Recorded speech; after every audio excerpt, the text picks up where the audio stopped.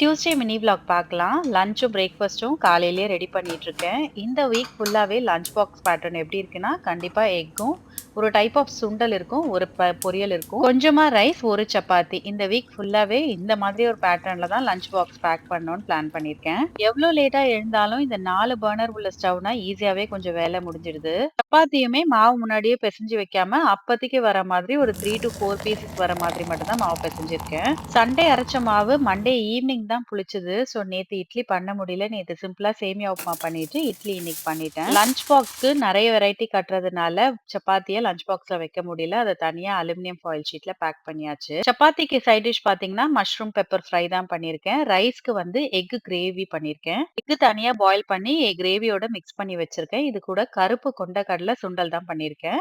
கொஞ்சமா white rice. ஹஸ்பண்ட்க்கு மட்டும் தான் லஞ்ச் பேக் பண்ண வேண்டியது இருக்கும். பையனுக்கு 1 பிரேக் மட்டும் தான் மார்னிங்ல. ஸோ அவன் வீட்டுக்கு வந்து தான் லஞ்ச் சாப்பிடுவான். இட்லிக்கு சைட் டிஷ் பார்த்தீங்கன்னா, தேங்காய் சட்னி தான் இன்னைக்கு ரெடி பண்ணியிருக்கேன். ஏன்னா இன்னைக்கு டைம் கொஞ்சமா தான் இருந்துச்சு. அதனால தேங்காய் சட்னி ஈஸியா பண்ணிரலாம்னு அத பண்ணியாச்சு. இந்த லஞ்ச் பாக்ஸ் புடிச்சிருந்ததுன்னா நம்ம சேனலுக்கு சப்ஸ்கிரைப் பண்ணி சப்போர்ட் பண்ணுங்க.